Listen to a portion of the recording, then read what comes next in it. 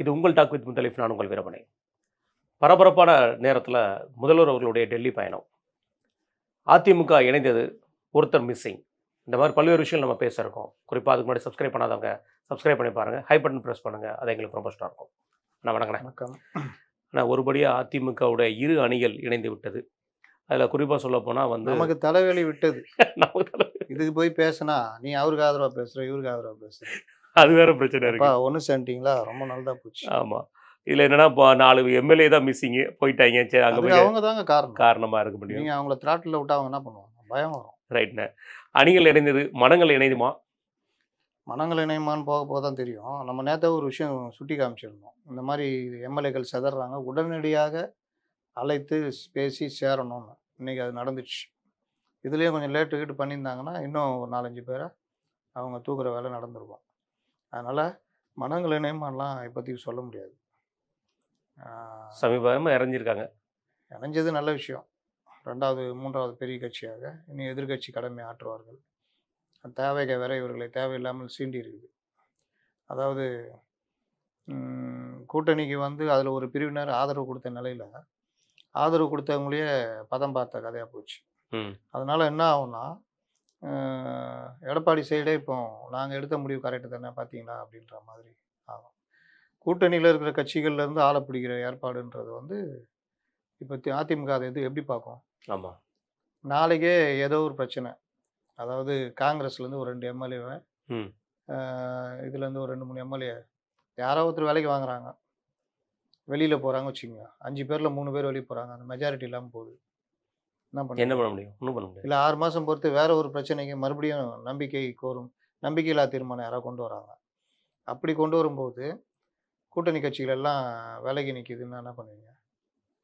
ஆட்சிக்கு வந்துடும், உறுதியாக வந்துடும். இப்போ நீங்கள் உங்கள்கிட்ட இப்போ 4 பேர், 4 1 5னா 107 ப்ளஸ் 112, காங்கிரஸ் ஒரு 5, 117, மீதி யாரெல்லாம் வாபஸ் ஆனால் என்ன பண்ணுவீங்க?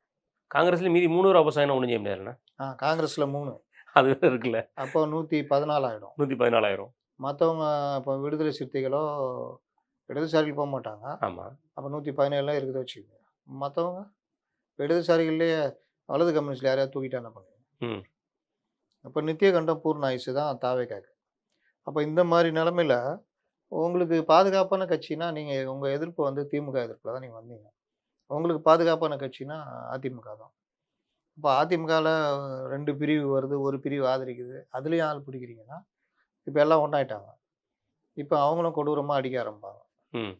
அதுக்கப்புறம் தான் அதிமுகவில் ஆள் பிடிச்சதுனால அவங்களுக்கு அந்த கோபம் இருக்கும். இப்போ இது எல்லாமே தாவேக்காக்கு சிக்கல் தான்.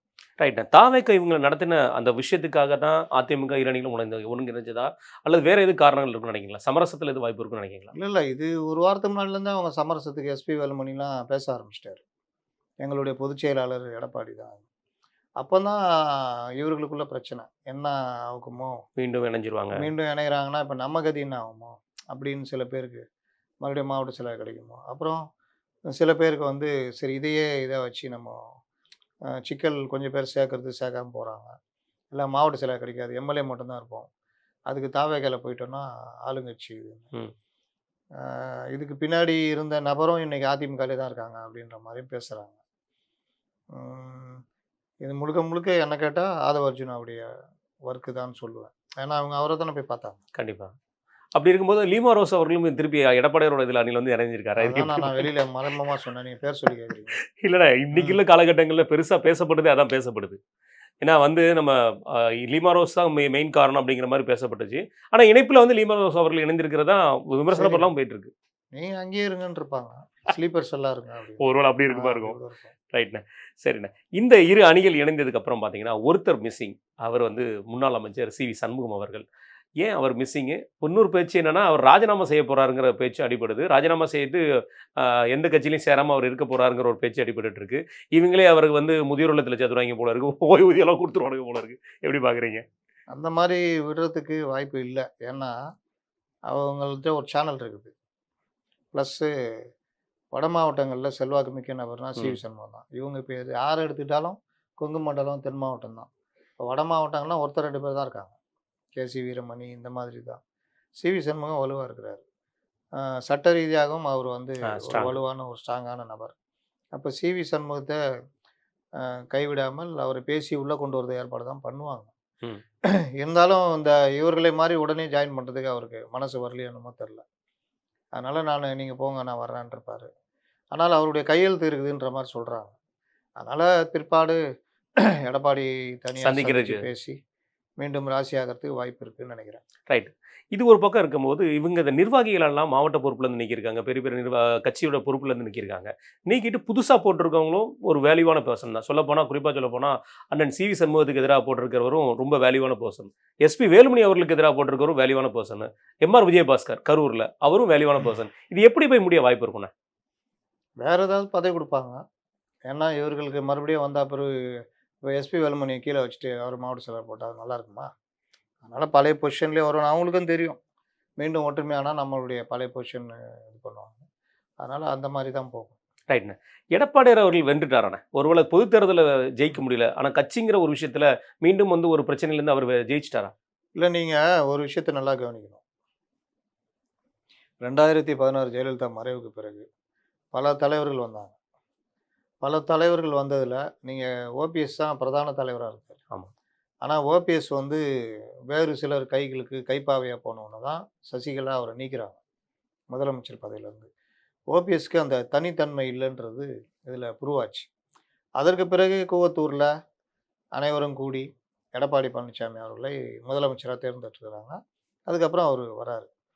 வந்த பிறகு அந்த 4 ஆண்டுகள் அவர் சசிகலா வெளியேற்றினதாக இருக்கட்டும், இல்லை ஓபிஎஸ்ஸை உள்ளே அவர்கள் இறக்குனதாக இருக்கட்டும், என்ன ஆனாலும் அதிமுகன்ற இது வந்து அதோடைய சுயத்தன்மை இழக்காமல் போச்சு. அந்த மாதிரி சுயத்தன்மை இழக்காமல் போனதற்கு அடிப்படை காரணமாக இருந்தது எடப்பாடி பழனிசாமி.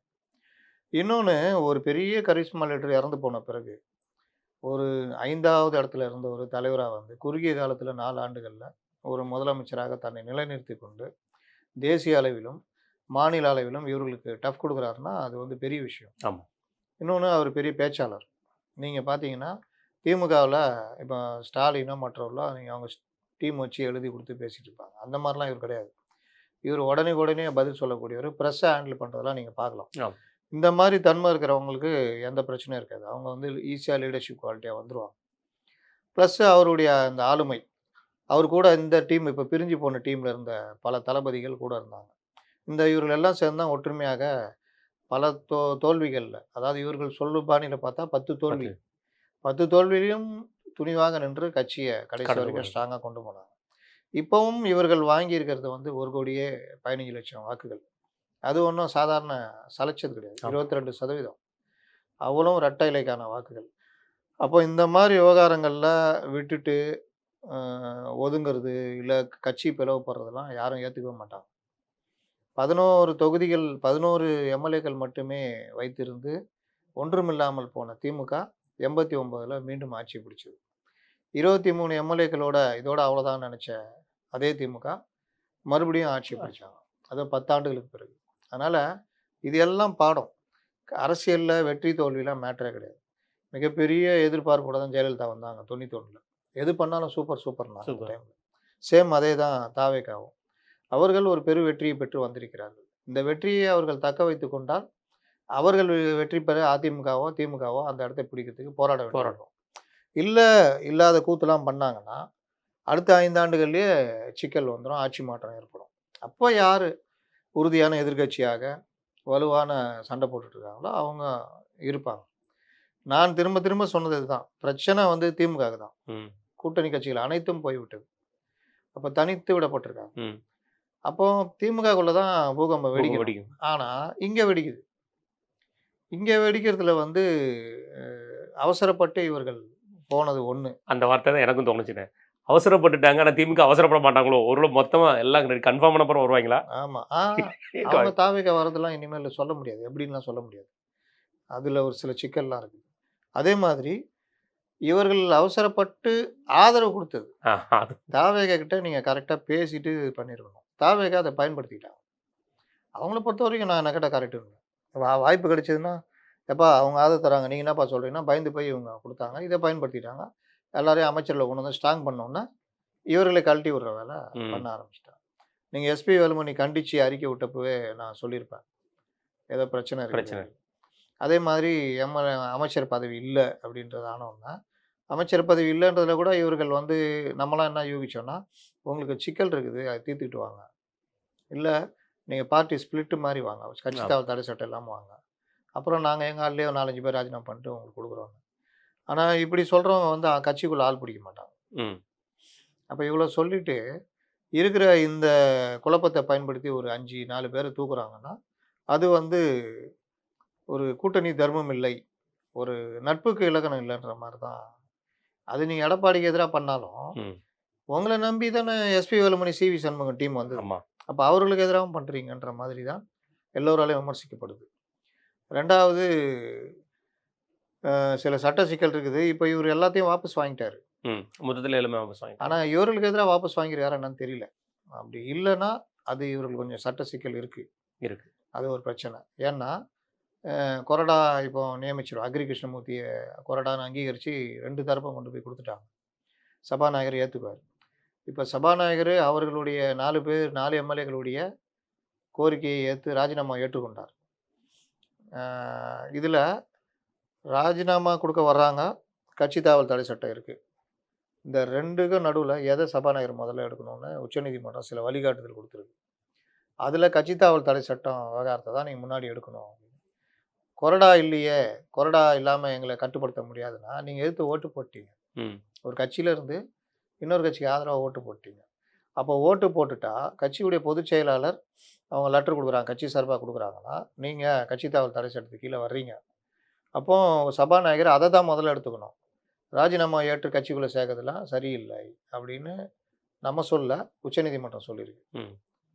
அப்போ இந்த மாதிரி விவகாரங்களில் என்ன நடைமுறை வரப்போகுது, அந்த 4 பேருடைய கட்சி தாவல் கேட்பாங்க அப்படின்னு இனிமேல் தான் பார்க்கணும். அது என்ன சொல்லியிருக்காங்கன்னு தெரியல. இது ஒன்று. இப்போ தாவேகாவை பொறுத்த வரைக்கும் இவர்கள் தரப்பில் இல்லை, சபாநாயகர் எடுத்த முடிவு தான் இறுதி. சபாநாயகர் ராஜினாமா ஏற்றுக்கிட்டார். அதனால் அது எடுத்த முடிவு தான் இறுதி அப்படின்னும் கொண்டு போகிறதுக்கு வாய்ப்பு இருக்குது. ஏன்னா பெரும்பாலான வழக்குகளில் சபாநாயகரை மீறி யாரும் பெருசாக பண்ண மாட்டாங்க.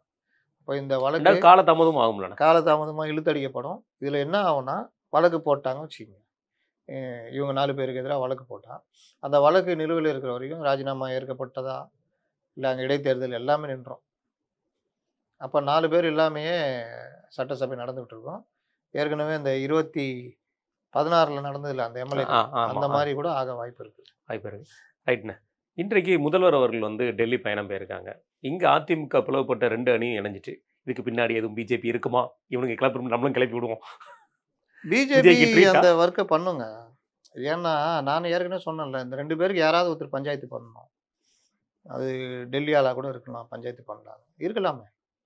ஏன்னா நீங்கள் இப்போ 2 திராவிட கட்சியில் ஒரு திராவிட கட்சி ஒன்றும் இல்லாமல் போகும் நான் ஏற்கனவே சொல்லிட்டு இருக்கிறேன்.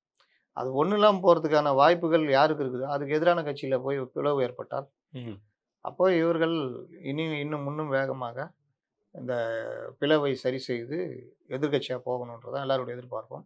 இன்றைக்கி அது நடந்திருக்கு. அது பாஜகவில் நடந்திருந்தால் கூட நல்ல விஷயம் தான். ஏன்னா அவங்க என்டிஏ கூட்டணியில் தானே இருக்காங்க. ரைட்ண்ணே. இதுக்கிடையில் முதல்வர் அவருடைய டெல்லி பயணம், அவர் தமிழ்நாடு ஹவுஸில் இருக்கார். எல்லாருக்கும் அவரை சந்திக்கிறதுக்கு நேரம் ஒதுக்கியிருக்காரு. பிரைம் மினிஸ்டருக்கு நேரம் சந்திக்க ஒதுக்கியிருக்காரு. அமித்ஷா அவர்களுக்கு நேரம் சந்திக்க ஒதுக்கியிருக்காரு. சிஎம் அவர்கள். சிஎம் எப்படி ஒதுக்குவார்? என்னென்ன நீங்கள் பார்க்கல, நீங்கள் அப்போ எல்லா பக்கமும் பார்த்து தானே போட்டேன். ஏண்டா அவங்க ஜால்ராக அளவே இல்லையா அப்படின்னு. ஏன்னா புரோட்டோகால் பிரகாரமே மத்திய உள்துறை அமைச்சர்ன்றான் டாப். இவர் தான் அவர்கிட்ட அப்பாயின்மெண்ட் கேட்குறாரு, அவர் தான் நேரம் ஒதுக்குறார். ஆனால் இவர்களுடைய ஜால்ராவுடைய உச்சக்கட்டம் எப்படி போயிடுச்சுன்னா, ஜால்ராவுடைய உச்சக்கட்டம் ஒன்று, இன்னொன்று பரபரப்புக்கு செய்தி போடுறதுன்றதுல இவ்வளோ நாளாக அங்கே லோக்கலில் போட்டுருந்தாங்க. ரைட்டு, அது புரோட்டோகால் மீறி எனக்கு என்னென்னு போடுறது எப்படி ஏற்றுக்க முடியும்? அதை கண்டித்து தான் ஆகணும், பொதுவெளியில் கண்டிக்கணும். அப்போ தான் இவர்கள் திருந்துவார்கள். இல்லாட்டி இவங்க போகிறதெல்லாம் கரெக்டுன்னு நினச்சி ஜனங்களை நம்ப வைப்பாங்க. அந்த ரசிகர்கள் என்ன சொல்லுவாங்க, பார்த்தியா எங்கள் தலைவனே அமித்ஷா வந்து அவர்கிட்ட டைம் கேட்டு எங்கள் தலைவனை பார்த்தாரு அப்படின்னு. அதனால் இது எல்லாம் அப்படி கிடையாது. நீங்கள் டெல்லிக்கு ராஜாவாக இருந்தாலும் வீட்டுக்கு புள்ளன்ற மாதிரி, தமிழ்நாட்டுக்கு முதலமைச்சராக இருந்தாலும் மத்திய அரசை பொறுத்த வரைக்கும் உங்கள் புரோட்டோகால் ஒன்று இருக்குது. அப்போ உங்கள் புரோட்டோகால் பிரகாரம் நீங்கள் வந்து பிரதமர்கிட்ட, உள்துறை அமைச்சர்கிட்ட, நிதி அமைச்சர்கிட்ட இல்லை யாராக இருந்தாலும் அவங்கள்ட்ட அப்பாயின்மெண்ட் கேட்கணும். இவங்க தான் போய் பார்க்குறாங்க. இப்போ அங்கேருந்து ஒரு மத்திய அமைச்சர் வராருன்னு சிஎம் பார்க்குறாருன்னா அது வேறு புரோட்டோகால். நீங்கள் ஞாபகம் இருக்குதா? ஜெயலலிதா கிட்ட இவர் நம்ம பொறுப்பாளர் அருண்ஜேட்லி அவர்கள் சொல்கிறீங்களாண்ணே? அருண்ஜேட்லி இல்லை, பொறுப்பாளர் இருந்தார், பாஜக பொறுப்பாளர் பிஎல் சந்தோஷ் அவர்களா? இங்கேங்க பாஜக பொறுப்பாளர் டெல்லி மத்திய அமைச்சர் பியூஷ் கோயல் சொல்கிறீங்களா? பியூஷ் கோயல் இன்னொருத்தர் அப்போ சுற்றுச்சூழல் அமைச்சராக இருந்தார் ஜவடேகர், நிர்மலா சீதாராமன் 3 பேருமே. அப்போ பியூஷ் கோயல் வந்து மின்துறை அமைச்சர். ஜெயலலிதாட்ட கேட்குறாங்க அப்பாயின்மெண்ட்டு, 3 பேருமே கொடுக்கல. அது பொதுவெளியிலே அவங்க சொன்னாங்க, ஒரு முதல்வர்கிட்ட நாங்கள் கேட்குறோம் தரமாட்டேங்கிறாங்க அப்பாயின்மெண்ட்டு அப்படின்னு. அந்த மாதிரி. ஆனால் உள்துறை அமைச்சருக்கு அப்படி கிடையாது. கிடையாது. உள்துறை அமைச்சர் மோஸ்ட் வேல்யூபிள் பர்சன். அது ஒவ்வொரு இது இருக்குல்ல, பிரதமர், உள்துறை அமைச்சர், இந்த மாதிரி இருக்குது, துணை ஜனாதிபதி, ஜனாதிபதி எல்லாம். அப்போது அவங்கள வந்து யாரை பார்க்கணுந்தோ அதுதான் புரோட்டோகால்ன்றாங்க. அப்போது முதலமைச்சர் நேரம் கேட்டு முதலமைச்சர் சந்திக்க உள்துறை அமைச்சர் நேரம் ஒதுக்கினார் அப்படின்றதா சரியான வார்த்தையாக இருக்கும். கண்டிப்பாக. இங்கே பார்த்தீங்கன்னா தலைகீழ போட்டு ஒரே ஒரு சேனல் மட்டும் தான் நினைக்கிறேன்ல, மற்ற யாரும் முதல்ல ஒருத்தர் போட்டிருந்தாப்புல, அது இதோட பயங்கரமாக இருந்துச்சு. எப்படி அது டெல்லியிலுக்கு, அதாவது முதல்வர், தமிழக முதல்வருக்காக காத்திருக்கும் டெல்லி தலைமையகம் அப்படின்னு சொல்லி போட்டு அது போட்டுக்கிட்டோம். அது கீழே பிரைம் மினிஸ்டர் எல்லாம் காத்து கிடக்குறாங்க. அது வேற. இது வந்து அப்பாயின்மெண்ட் பற்றி சொல்றது, இது ரொம்ப தப்பு. ரைட்ண்ணே. என்ன மாதிரியான கோரிக்கைகள் வைக்க வாய்ப்பு இருக்கும் நீங்க நினைக்கிறீங்க முதல்வர்களுடைய இந்த சந்திப்பில்? ஏன்னா ஃபினான்ஸ் மினிஸ்டர் சந்திக்கிறாங்க, அதை தாண்டி வந்து உள்துறை அமைச்சரை சந்திக்குது. எல்லாமே ஒரு சம்பிரதாயம் அப்படிங்கிற மாதிரி இருந்தால் கூட எந்த மாதிரியான கோரிக்கைகள்? ஏன்னா குறிப்பாக சொல்ல போனால் இடியோட விஷயங்கள் இங்கே நிறைய பெண்டிங் இருக்குது. குறிப்பாக சொல்ல போனால் இன்றைக்கி வந்து பினராயி விஜயன் அவர்கள் வீட்டில் ரைடு நடந்துட்டு இருக்கு. ஸோ இது எதுவும் உங்கள் வந்து கையில் எடுக்க வாய்ப்பு இருக்குமா பிஜேபி தாவேக்காவை?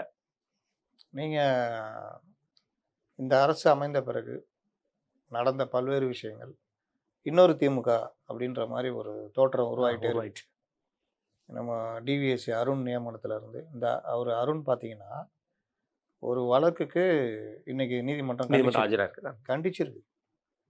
இது மாதிரி அவருக்கு முன்னாடி நடந்திருக்குது. அந்த அண்ணா நகர் கேஸில் கமெண்ட்ஸ் போட்டு அந்த கமெண்ட்ஸை நீக்க சொல்லி அவர் உச்சநீதிமன்றம் போய் அப்புறம் கமெண்ட்ஸை நீக்கினார். அதனால் அந்த ஆட்டிடியூடு இருக்குல்ல, அதை நீதிமன்றம் நீ கண்டிச்சிருக்கு. அது நேரடியாக அவர் அருணை சுட்டி காமிக்காமல் யார் அந்த அதிகாரிகள் அவங்கள ஆஜராக சொல்லுன்றான். இன்னைக்கு அவரை வந்து ஆஜராக சொன்னப்போ அவர் ஆஜராகல, மறுபடியும் மறுநாள் ஆஜராக சொல்கிறாங்க. அதற்கான சம்மன் கொடுக்க போன அதிகாரிகளை 2 மணி நேரம் உட்கார வச்சுருந்தாங்க.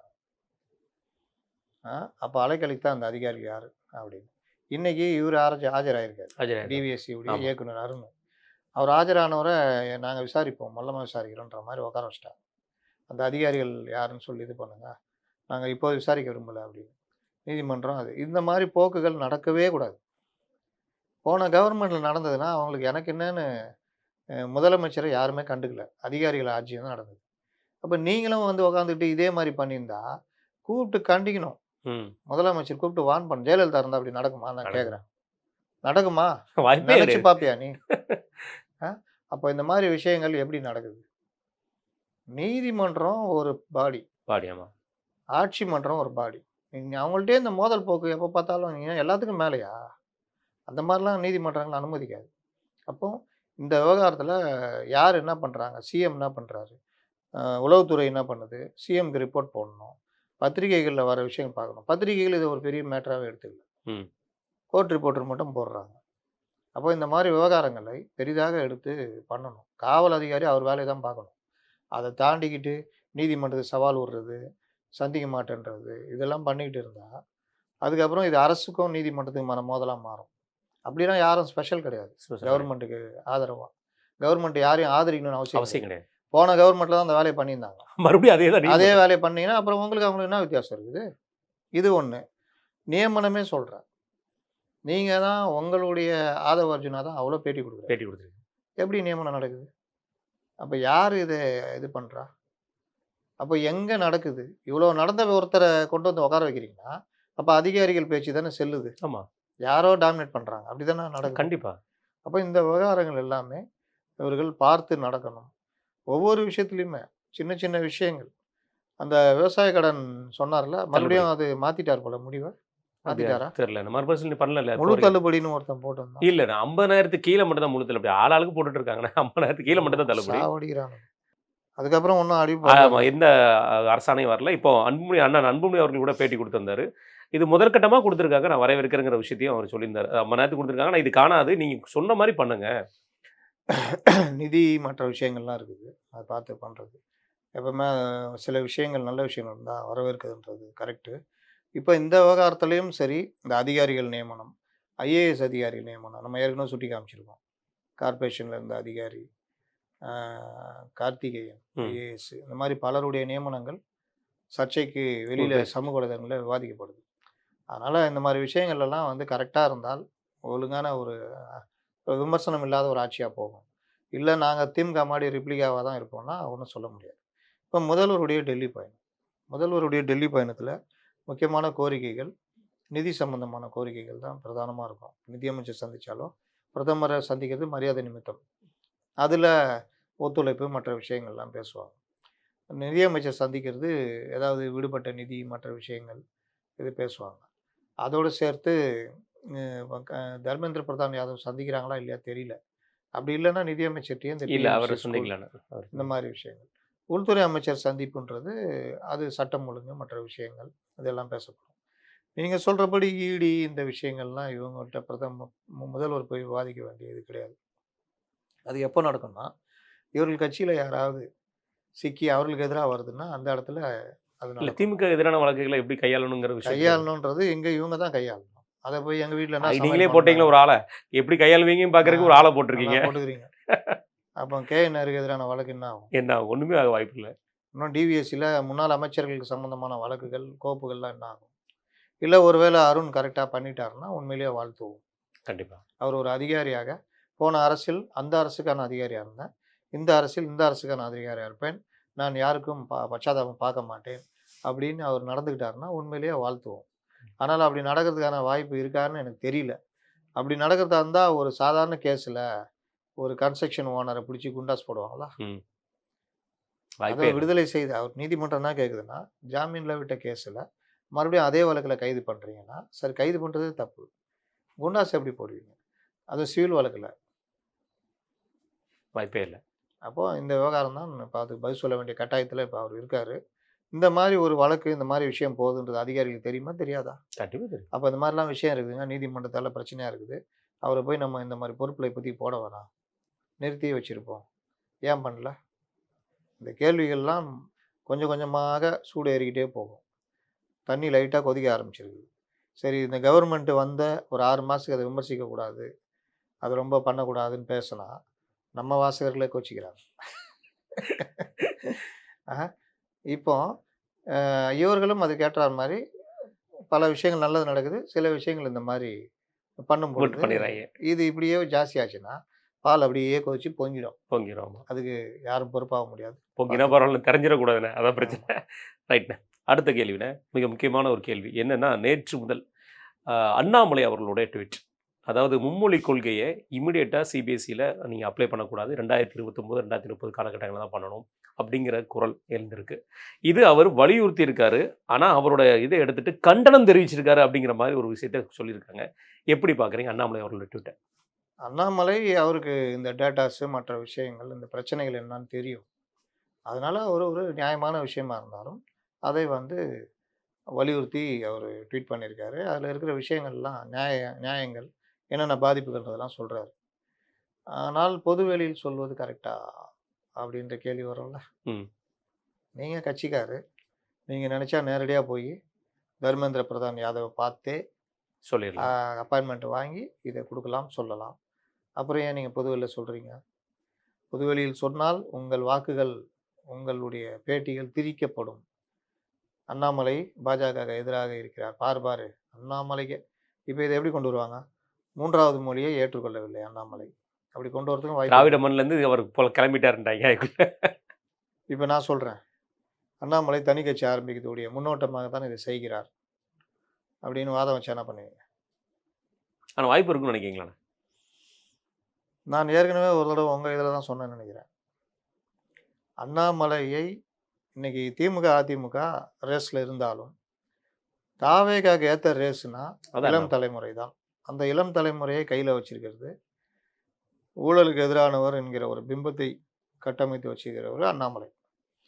அண்ணாமலை பாஜக வரதோட அண்ணாமலை தனி கட்சி ஆரம்பித்து இவர்களை நான் வீழ்த்துவேன் வந்தால் அதற்கு ஆதரவு இருக்குமா இருக்காதா?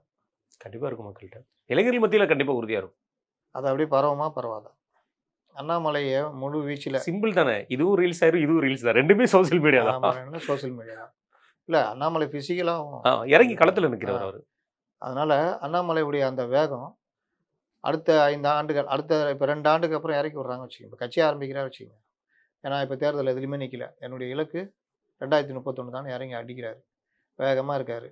அப்போ வந்து அங்கங்கே இருக்கிறவங்க சதறனவங்களாம் கூட வந்து சேருவாங்க அண்ணாமலை கட்சியில். ஆமா. அது பாஜகவாக இருக்காது.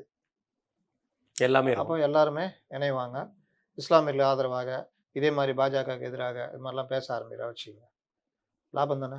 ஆனா அந்த அஜெண்டா யாரோட அஜெண்டா? அதெல்லாம் கேட்கக்கூடாது. அது கம்பெனி சீக்ரெட். Company secret. வெளியே சொல்லக்கூடாது. அப்போ கடைசியில் ஃபைனலில் வந்து ஜாயிண்ட் ஆனா ரஜினிகாந்த் எப்படி கொண்டு வந்தாங்க? அவர் முருகின்னு போயிட்டார். சரி, ரஜினிகாந்துக்காக கொண்டு வரப்பட்ட ஆளை வச்சு ரஜினிகாந்த் மாதிரி ட்ரை பண்ணா கண்டிப்பா நடக்கும். நடக்குமா? அப்படி கூட இருக்கலாம். ஏன்னா இப்ப இருக்கிற விஜய் அவர்களுக்கு எதிரான கருத்துக்களை சொல்றதுக்கு சரியான நபர்னா அவர் தான். ஷார்ப்பா சொல்றதுக்கு, அதுவுமே வந்து என்னென்ன கருத்தை சொல்லணுங்கிறது தெரிஞ்சு சொல்லுவாரு. ஆமாம். அன்வான்டா பேச மாட்டாரு. ஏன்னா இன்னைக்கு கூட அடிச்சா திருப்பி அடிப்பார். அடிப்பாரு. அதையும் சொல்லிட்டு அவரோட சொன்னார். ஆமா. அதனால நீங்கள் எனக்கு தெரிஞ்சு என்னுடைய எண்ணப்போக்கு கிட்டத்தட்ட இப்படி இறக்குவாங்களோ அப்படின்னு அவங்க அண்ணாமலை ஆதரவாளர்கிட்ட சில பேர்கிட்ட பேசினேன். ஏங்க இப்படிலாம் இறக்கி கொண்டு வந்தா இருக்கும் தலைவரே, அதெல்லாம் சொல்ல முடியாது. ஆனால் அவரை பொறுத்த வரைக்கும் என்னை தன்னிச்சையாக விடுங்க, நான் பண்ணி காமிக்கிறேன் அப்படின்ற மாதிரி சொல்கிறாரு. ஓவர் தன்னிச்சையாக விட்டா இன்னும் நல்லா பண்ணி காமிப்பார்ல. ஆமாம். அப்படின்னு. அப்புறம் பாஜக இருக்காது. அது வேற விஷயம். அது வேற விஷயம். சரி. கடைசியில் வந்து கிளைமேக்ஸில் நாளை நமதே அப்படின்னு சேர்ந்துட வேண்டியதான். இல்லாட்டி அப்படியே ஓட்டலாம். கண்டிப்பாக. ரைட். இது ஒரு புறம் இருக்கிறேன். இந்த மழை நின்னாலும் தூவானம் நிற்காதுங்கிற மாதிரி ஒரு கான்செப்ட். எங்கள் அண்ணன் திருமா அவர்கள் காலையில் பார்த்துருப்பீங்க. ஒரு 45 நிமிடம். நான் அவரது வந்து நான் போட்டுட்டு என் வேலையை பார்த்துருந்தேன். அப்பவும் அவர் முடிக்கல. அதனால நான் அவர் வீடியோவை முடிச்சிட்டேன். நீங்களாவது பரவாயில்ல, பார்க்குற நம்ம நிலைமையை விட்டுருங்க. அவர் கூட யாரோ தங்கி இருக்காங்க. அவங்களும் எவ்வளோ நேரம் தான் உட்காந்துட்டே இருப்பாங்க. இந்த இதுலலாம் எனக்கு ஒரு அனுபவம் இருக்குது. நான் சேனலில் இருக்கும்போது பேசுறது இவங்களுக்கு மைக் போடுவோம்ல. இப்போ எங்கள் இதெல்லாம் வந்து சில சமயம் நானே கூட மைக் கொஞ்ச நேரத்தில் கையை எப்படி ஊனுவோம். அதுக்கப்புறம் ஷோல்டர் எல்லாம் வலிக்க ஆரம்பிச்சிடும். நீங்களே பாருங்களேன், அதில் அந்த பசங்களாம் அப்படின்னுவான். அப்புறம் அந்த அளவுக்கு நீங்கள் எவ்வளோ நேரம் தான் அந்த மைக்கை எப்படி வச்சுட்டு இருப்பீங்க? எப்படா முடிப்பாருங்க அதான் வைக்கோலாம் சொல்ல. ஆமாம். அதனால் இவ்வளோ இழுத்து இவ்வளோ மொல்லமா எல்லாருக்கும் நல்லவரா அவர் ஸ்டாலின்கிட்ட சொல்ல முடியல. சில அமைச்சர்கள்ட்ட சொல்லிட்டு வந்தேன். அவர்கள் விமர்சிப்பு தவறில்லை. அப்போ நீங்கள் தப்பு பண்ணிட்டீங்களா? இல்லை, அவர் என்ன சொன்னார் கடைசி வரைக்கும் புரியல. ஆனால் தமிழில் தான் பேசினார். திமுகவினரை விமர்சிக்காதீங்க. ஆனால் திமுகவினர் என்ன விமர்சனம்? திமுகவினர் நம்ம விமர்சிக்கிறார்கள். அதுக்கு வந்து நியாயமும் இருக்குதான். நியாயமும் இருக்குது. இதில் என்ன அநியாயம் இது? அப்புறம் வந்து நாங்கள் வரும்போது அவர்கிட்ட சொல்லிட்டு வரல. எல்லாம் ஏறிட்டு கடைசியாக எது சொல்லிட்டு வரலையா? அமைச்சராக வரும்னு சொல்லிட்டு வரல. அப்போ இது தன்னிச்சையாக எடுத்த முடியுது அது. அதனால் அவர் தெரியும் எல்லாருக்கும் நல்லவராக இருக்கலாம்னு நினைக்கிறாரு. அந்த மாதிரிலாம் அரசியல் இருக்க முடியாது. ரைட். நேற்றுன ஒரு பொருள் வந்து மிகவும் சர்ச்சைக்குரிய விஷயம் பார்க்கப்பட்டது. அதில் குறிப்பாக சொல்ல போனால் வந்து தாவைக்காவுடைய அமைச்சர் ஸ்ரீநாத் அவர்கள், மீன்வளத்துறை அமைச்சர், அவரும் குமார் அவர்களும் கலந்துக்கிட்ட ஒரு மீட்டிங்கில் வந்து கச்சத்தீவை பற்றி கேட்கும்போது நோ கமெண்ட்ஸ் அப்படிங்கிற ஒரு வார்த்தையை சொல்லியிருக்காங்க. இவர் சொல்லிட்டு இருக்கும்போதே இவர் வாலண்டியராக உள்ள போது நோ கமெண்ட்ஸ் அப்படின்றாரு. ஆமாம், அது சொல்லிட்டு இருக்கிறாரு. நம்ம கவுண்டமணி படத்தில் சொன்ன மாதிரி கதை தான் இருக்குது. எப்பா பிச்சை இல்லைன்னு உனக்கு யாரும் சொன்னா வாப்பா நான் தான் சொல்லுவேன், வீட்டுக்கு கூட்டு போய் பிச்சை எல்லாம் அந்த மாதிரி அவரு இல்லை. எப்படி பத்திரிகையாளர் நான் என்ன கேட்குறேன், இவங்கள்ட்ட போய் கச்சத்தீவு கேட்டு என்ன பண்ண போகிறேன்? ஒருவேளை மீன்வளத்துறை அமைச்சர்ன்றதுனால கேட்குறாங்க. சரிங்க, அதுக்கு பாராட்டுங்கண்ணே. அட்லீஸ்ட் அதாவது கேட்டிருக்காங்க நினைச்சு பாராட்டுங்க. நீங்கள் ஏங்க கச்சத்தீவு பிரச்சனை நீங்கள் சட்டசபையிலே ஒன்றும் அதுக்கான பதில் இது இல்லை. கச்சத்தீவு பிரச்சனை எடுத்திங்கன்னா அது ஒரு பெரிய சர்வதேச பிரச்சனைங்க. இன்றைக்கி நினச்சிட்டா தமிழ்நாடு கவர்மெண்ட் மாறிச்சுனாலும் தமிழ்நாடு கவர்மெண்ட்லாம் பண்ண முடியாது. இந்தியன் கவர்மெண்ட் தான் பண்ணி ஆகணும். இந்தியன் கவர்மெண்ட் தான் தூக்கி கொடுத்துச்சு. கலைஞர் அப்போ முதலமைச்சராக இருந்தாலும் இந்தியன் கவர்மெண்ட் தான் தூக்கி கொடுத்துச்சு. தூக்கி கொடுத்தப்போ இவங்க வந்து பெரிய அளவில் போராட்டம் நடத்தலை. சும்மானா சடங்கு பூர்வமாக நடத்திட்டு கம்முன்னுட்டாங்க. அதுக்கு காரணம் இவங்க சர்க்காரியா மற்ற பிரச்சனைகள்லாம் இவங்க தலைக்கு மேலே இருந்தது. அதுதான் காரணம். அப்போ இந்திரா காந்தி இதை பயன்படுத்திக்கிட்டு இவங்க கூட ஒரு இது பண்ணுறதுக்காக ஒப்பந்தம். இன்னொன்று சொல்கிறேன், கச்சத்தீவு பிரிட்டிஷ்கார காலத்துலேருந்து யாருக்கு சொந்தன்றதே ஒரு தெளிவான இதுவே கிடையாது. அவங்களும் வந்து வரலாம், நீங்களும் வரலான்னு ஒரு மாதிரி இருந்தது. அவனுங்க ஒரு படி மேலே போயெல்லாம் பேச ஆரம்பித்தாங்க. கடைசியில் இவங்க இந்தாங்க பிடிங்கன்னு தூக்கி கொடுத்துட்டாங்க. அதனால் இந்திரா காந்தி அதை பற்றி கவலையே படலை. நம்ம நாட்டுடைய தென் பகுதியாச்சே, அது வந்து நாளைக்கு வேறு எதுக்காவது யூஸ் ஆகுமா? இப்போ சைனாவோ யாரோ வந்து கச்சத்தீவில் வந்துட்டு போனாங்களே அவருக்கா? ஆமா. சீன சீன வெளியுறவுத்துறை வெளியுறவு அமைச்சர் யாரோ விசிட் பண்ணிட்டு போனார். திடீர்னு அங்கே ஒரு தளம் அமைச்சாங்க என்ன பண்ணீங்க? அப்போ இந்த மாதிரி விஷயங்கள்லாம் இந்திரா காந்தி எடுத்தங்கவுத்தம் தான் இந்திரா காந்தி பல விஷயங்கள். அதனால் இந்த பங்களாதேஷ் விஷயமே தேவையில்லாத ஒரு விஷயம். ஆமா. நான் எப்படியோ தலையை வெளியே எடுத்துட்டு ஓடியான்ட்டோம். ஓடிவிட்டோம். ரஷ்யா காப்பாத்திச்சு நம்ம. அப்புஜி. இல்லாத்தையும் அது பெரிய பிரச்சனையாக மாறிடும். இல்ல அத கூட இப்ப ட்ரம்ப் அவர்கள் எடுத்து உதாரணம் எடுத்து பண்ணலாம். ஆனா அவருக்கு அடங்க மாட்டேங்கிறாரு. அவர் வெளியே ஓடி வரதாலும் இல்லையே. அவரு இல்ல அந்த வரமாட்டேங்காரு. அவர் கான்செப்ட்லயே அது அங்கேயேக்குள்ள சிக்கிக்கிட்டு மாட்டிட்டு இருக்காருல்ல. அமைதிக்காக என்னது குண்டு போட்டாங்கல்ல, ஆமா. சமாதானத்துக்காக குண்டு. உலகத்திலேயே சமாதானத்துக்காக குண்டு போட்டது. ஆனா அது திருப்பி என்ன தெரியுமாண்ணே, அவங்க எந்த இதுல ஏவுகணை தளத்துல இருந்து அவங்க குண்டு போட்டு அழிச்சிட்டோன்னு சொன்னாங்களோ, அதே ஏவுகணை தளத்துல இருந்து அவங்க கப்பல் அடிச்சிட்டாங்க இவங்க. அமெரிக்கா கப்பல். அமெரிக்க கப்பலை என்னடா நீங்க பண்றீங்கன்னு. அதாவது இப்போ வந்து கவுண்டமணி அண்ணனும் செந்தில் அண்ணனும் அடிக்காதத இன்னைக்கு ட்ரம்பும் ஈரானும் தான் சேர்ந்து பண்ணி காமிச்சிட்டு இருக்காங்க நமக்கு. நான் உன்ட்ட எவ்வளோ கொடுத்தேன்? அதுவா? அதேதான். இதோட இவர் இன்னும் பண்ணலாங்க. ரொம்ப ஈஸி. ஒரு பெரிய அகண்ட திரையில பெரிய பிளே ஸ்டேஷன் வச்சுக்கிட்டு விளையாண்டுட்டு 2 போயிடலாம். பேரும் விளையாடலாம். ஒரு விமானம், இவர் விமானம். WWF நடத்தினவர் தானே. WWF நடத்தினவர் தானே. துப்பாக்கியோட நம்ம இவரு ரங்கசாமி மாதிரி போட்டார். ஆமா. என்னை தொட்டால் நீ கெட்டாய் ஆமா. அப்படின்னு. அந்த மாதிரி இல்ல சொல்றேன், அவன் போர் அடிக்குதுன்னா அந்த வேலையை பண்ணிக்கலான்றான். அவர் அங்கேயே ஸ்க்ரீனில் வச்சுட்டு அங்கேருந்து ஆர்மோஸ் அடிக்கிற மாதிரி, இங்கே ஈரான் உட்காந்துக்கிட்டு இவங்க இங்கே இருந்து அடிக்கிற மாதிரி 2 இதுவும் ஒரே திரையில் தெரிகிற மாதிரி ஏற்பாடு பண்ணிட்டா வேலை முடிஞ்சு போச்சு. 2 வேலை முடிஞ்சிச்சு. இல்லை, மக்கள் நிம்மதியாக இருப்பாங்க. நீங்கள் வாட்டில் சண்டை போட்டுனே இருக்கலாம், யாருக்கும் பாதிப்பு இருக்காது. கிடையாது, ஒன்றும் கிடையாது. டேட்டாஸ் மட்டும்தான் செலவாகும். அதை சொல்கிறது சீமான் சொன்ன மாதிரி பைத்தியக்கார பயல்களுக்கெல்லாம் மாட்டிக்கிட்டு முடிஞ்சிட்டு அந்த இருக்கு. மாதிரி இன்னைக்கு பெட்ரோல் விலை டெய்லி இப்போ 30 பைசாவா ஏற்றுறாங்க. ஆமா. பார்த்தீங்களா? ஆமா, 30-35 பைசா ஏத்துறாங்க. நம்ம சொன்னது, நம்ம நிகழ்ச்சியில் சொல்லுவோம், அன்னைக்கு சொன்னது தான். 8 ரூபா வரைக்கும் ஏறுவோம்னா அன்னைக்கு 8 ரூபாய் ஏறிட்டு. அதான் ஆமா, கடைசியில அவனுக்கு 15 ரூபா வரைக்கும் ஏற்றணும்னு கேட்டுன்னு அவ கேட்டுட்டு இருக்காங்க. அப்படி கொண்டு வந்து நிறுத்திடுவானுங்க போல. OMC அந்த அளவுக்கு நஷ்டத்துல போயிட்டு இருக்கு. என்ன நஷ்டம்? அப்போ குறைஞ்சிருந்தப்போ சம்பாரிச்சிங்களா? அது என்னது? அது பெனிஃபிட் தான். கொள்ள தானே. 2.5 ஒரு 5 வருஷமாவே உங்களுக்கு $60 தானே இருந்தது. அதுக்கு கீழேயும் போச்சு. அப்போ 100 ரூபாய்க்கு தானே, அதே 100 ரூபாய்க்கு தானே வித்துருந்தீங்க பெட்ரோல். ஆமா. அப்போ உங்களுக்கு நல்ல லாபம் தானே. அந்த காசு எங்க போச்சு? அது அதை வச்சுதான் கொஞ்ச நாள் ஒப்பேத்திட்டு இருந்தாங்க. கொஞ்ச நாளுக்கு 4 வருஷம் அடிச்ச கொள்ளைக்கு கொஞ்ச நாள் 45 நாளுக்கு 45 நாள் போயிடுமா எல்லாம்? அதுதான் அப்படிதான் பயன்படுத்திருக்காங்க. இது ஏதோ ஒரு இது சொல்லுவாங்க. சில பேர் சில கம்யூனிட்டி சொல்லுவாங்க, லாபத்தெல்லாம் கொண்டு போய் வச்சிருவாங்களாம். கடன்காரனுக்கு துட்டுன்னா அன்னைக்கு வந்தாதான் அவனுக்கு கொடுப்பாங்களாம். கடன்காரனுக்கோ எதுக்கோ. இல்லாட்டி பீரோல இருந்தா எடுக்க மாட்டாங்களாம். அந்த மாதிரி கதையெல்லாம் இருக்குது கதை. ஃபுல்லா வந்து நஷ்டம் சொல்லி திருப்பி பண்ணிட்டு இருக்கு. சரி, ஒரு தடவை ஏத்திட்டீங்க, ரைட்டு. டெய்லி 32 பைசா 20 பைசான்னு ஏற்றிருந்தா இது காங்கிரஸ் கதையெல்லாம் இருக்குது.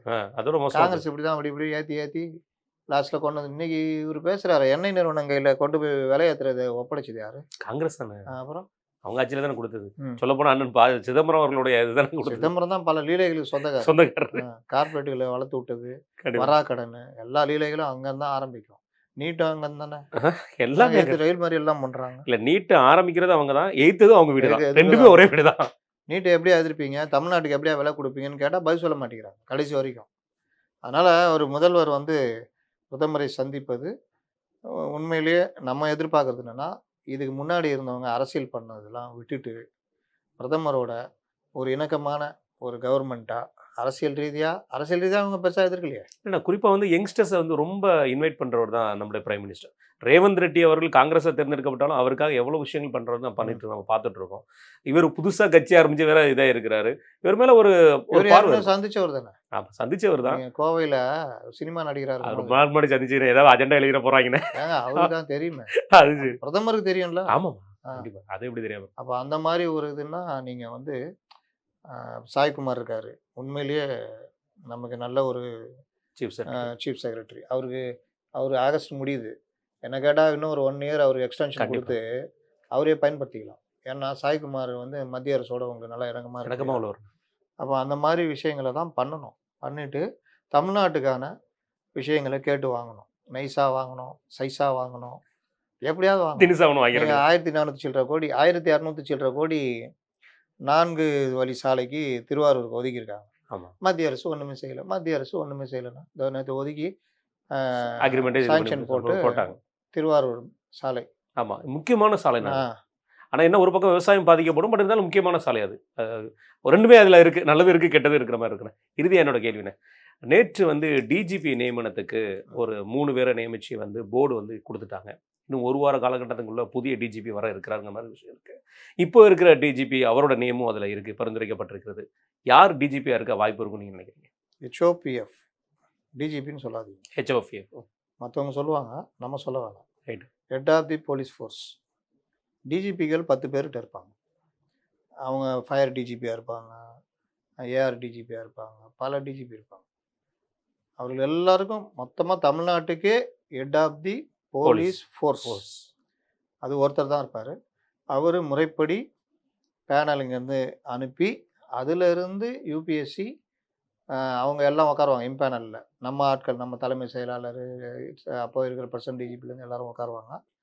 உட்காந்து ஆலோசித்து 3 பேர் ஆலோசித்த பிறகு அவர்கள் முடிவு பண்ணி 3 பேரை லிஸ்ட் அனுப்புவாங்க. அதுலேருந்து ஒருவரை ஹெச்ஓபிஎஃப் ஆக அரசு நியமிக்கும். அப்படி நியமிக்கப்படுபவர் 2 ஆண்டுகள் அவர் பணியில் இருப்பார். இன்னைக்கு ஹெச்ஓபிஎஃப் நியமிக்கப்படும் பொழுது அவருக்கு 6 மாதம் சர்வீஸ் இருக்கணுன்றது விதி. அந்த 6 மாதம் சர்வீஸ் இருக்கணுன்றதை தாண்டி ஹெச்ஓபிஎஃபாக ஒரு அப்பாயின்மெண்ட் பண்ண உடனே அதுலேருந்து 2 வருஷமோ அல்லது அவர் ஓய்வு பெறும் காலம். இப்போ 2 வருஷம் முடிஞ்சு 1 ஆண்டு ஓய்வு பெற காலம் இருக்குன்னா அது வரைக்கும் கூட அவர் இருக்கலாம் அரசு நினைத்தால். அப்போ அந்த மாதிரியான ஒரு ஹெச்ஓபிஎஃப்க்கு பவர் இருக்குது. ஹெச்ஓபிஎஃப்க்கு இணையாக யாரையும் நியமிக்கக்கூடாதுன்னு உச்சநீதிமன்றம் உத்தரவு இருக்குது. இப்போ பாலநாகதேவியை போட்டாங்களா, நான் அந்த ஆட்சிக்கு வந்தோடனே நான் போட்டேன், இது சரியில்லை, இதை இது பண்ணுங்க. அதே மாதிரி வந்தோடனே பாலநாகதேவியை மாற்றி விட்டாங்க. இந்த மாதிரி சட்டத்தை மீறுவது எனக்கு என்ன நடப்பது திமுக ஆட்சியில் நடந்தது. ஆனால் நாங்கள் யோக்கியம், எங்களை முறை யாரும் கிடையாது அப்படி இப்படின்னு. இதில் ஹெச்ஓபிஎஃப்க்கு உள்ள பவரை இந்த அரசு மதிக்கணும், கரெக்டாக அவரை வழி நடத்தணும். அவருக்கு இணையாக கிரைம் டிஜிபி, லாண்ட் ஆர்டர், இது இன்டெலிஜென்ஸ் டிஜிபி, இந்த மாதிரிலாம் போடக்கூடாது. இது ஒன்று. இப்போ இந்த பேனலில் Rajiv Kumar most senior, second Rathore, Seema Agarwal இருந்தாங்க. இவங்க பண்ண லேட்டு கீட்டில் அவங்க அதை ரிட்டையர் ஆக போகிறாங்க. அவங்களா முடிஞ்சிச்சு. அடுத்து மகேஷ்குமார் அகர்வால். இங்கே சில பத்திரிகையாளர்கள், மூத்த பத்திரிகையாளர்கள், அவருக்கு ஏதாவது டீ, சப் சிப்ஸு, சம்சா, பப்ஸு கிப்ஸு கொடுத்துருப்பாருன்னு நினைக்கிறேன். மகேஷ்குமார் அகர்வால் வந்தால் சரியாக இருக்கும் அப்படின்னு போட்டிருக்காங்க. மகேஷ்குமார் அகர்வால் யார் அப்படின்னு பார்த்தீங்கன்னா, கள்ளச்சாராய சாவு நடந்ததில்ல, அப்போ அந்த என்ஃபோர்ஸ்மெண்ட்டுடைய ஏடிஜிபியாக இருந்தது. அந்த லட்சணத்தில் தான் அது இயங்குச்சு. சென்னை கமிஷனராக ஏகேவிக்கு பிறகு இருந்தார். ஏகேவி செஞ்சு வச்சுட்டு அந்த செட்டப் கொஞ்ச நாள் ஓடிச்சு. இவர் வந்துட்டு ரொம்ப பெருசாலாம் ஒன்றும் அதெல்லாம் பண்ணல. ஆனால் மனுஷன் யாரையும் இந்த பழி வாங்குற புத்தி, கன்னிங் மைண்ட்லாம் கிடையாது. அவர் நாட்டில் இருப்பார், அவர் ஒர்க்கை பார்ப்பார். சென்னை லாண்ட் ஆர்டரு அந்த அளவுக்கு அந்த அதான் சொல்கிறேன், ஏகேவியுடைய அந்த இதோட சேர்ந்து அதுக்கப்புறம் கொரோனா அதுன்றதுனால அப்படியே போயிடுச்சு. ஆண்டதும் எடப்பாடி பழனிசாமின்றதுனால அதிகாரிகளும் ஆட்டம் போட முடியல. அதில் நீங்கள் கணிக்க முடியாது. ரத்தோர் வந்து எனக்கு தெரிஞ்சு இந்த 3 பேரில் தொடர வாய்ப்பு நல்ல ஆப்ஷன். இப்போ அவர் ஹெச்ஓபிஎஃபாக இருக்கார். மீண்டும் அவரை ஹெச்ஓபிஎஃபாக நியமிச்சிட்டா இன்றிலிருந்து எப்போ நியமிலிருந்து 2 வருஷம் அவர் இருப்பார். அதனால் அவர் பெஸ்ட்டு சாய்ஸ் என்ன கேட்டால். முதல்வர் கூட நல்ல டச்சில் இருக்கிறாருங்கிற அதெல்லாம் நீங்கள் அதெல்லாம் சொல்லாதீங்க. முதல்வரை ஓட விட்டவர் தான் இன்றைக்கி டிவிஎஸ்சி உடைய இது.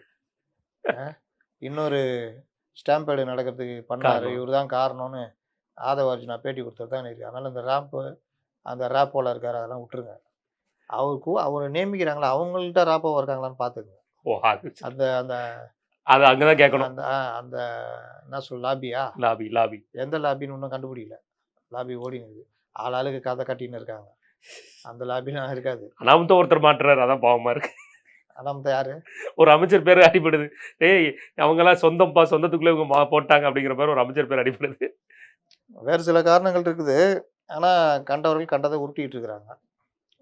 நம்ம மக்களும் அதான் இன்றைக்கி சமூக வலைதளம் என்ன போட்டாலும் இன்றைக்கி அந்த உருட்டுனதையே ஒருத்தன் எடுத்து டெக்ஸ்ட்டாக அடித்து போட்டுக்கிறான். இப்போ அந்த டெக்ஸ்ட்டு பரவும். அப்போ இவர் இப்படி தான் நியமிக்கப்பட்டார், இதுக்கு இவர் தான் காரணம்னு. அதனால் இப்போ இந்த ஹெச்ஓபிஎஃப் நியமனத்தில் கரெக்டாக பண்ணோம் அப்படின்னா ரத்தோரை தொடர விட்டாலே கரெக்டாக இருக்கும். ஏன்னா அவர் தேர்தலையும் பார்த்துட்டாரு, அவர் இந்த பீரியட்லேயும் அவர் அப்படி ஒர்க்கு பார்த்துட்டாங்க, அது கரெக்டாக இருக்கும். மகேஷ்குமார் அகர்வாலை கொண்டு வந்தாலும் ஒன்றும் பெருசாக அந்த நான் சொல்கிற மாதிரி இந்த பழிவாங்க நடவடிக்கை இருக்காது. இவனை பிடிச்சி இவனை பழிவாங்க அதெல்லாம் இருக்காது. வாட்டில் அவர் ஒர்க்கை பார்ப்பார். அதனால் இந்த 2 சாய்ஸ். ராஜீவ்குமார் வந்து பெரும்பாலும் அவர் கொஞ்சம் உடம்பு சரியில்லைன்னாங்க. Most senior. லா அண்ட் ஆர்டரில் எனக்கு தெரிஞ்சு அவர் ரொம்ப இல்லை. இல்லை, அதுதான் நானும் கேட்க வந்தேன். அதனால் லா அண்ட் ஆர்டரில் இருந்ததுன்னா சென்னை கமிஷனர் 2 பேருமே இருந்திருக்காங்க. ஆமாம், இவங்க 2 பேருக்கும் அனுபவம் இருக்குது. ரத்தோர் வந்து இன்னும் ஜாஸ்தி இருந்திருக்காரு. அதனால் இந்த ரத்தோர் அல்லது மகேஷ்குமார் அகர்வால் யாராவது ஒருத்தர் போடுவாங்க. எனக்கு தெரிஞ்சு ரத்தோரை தொடர ஒருத்தருக்கு வாய்ப்பு இருக்குன்னு நினைக்கிறேன். ரைட், மிக்க நன்றி உங்கள் நேரத்துக்கு.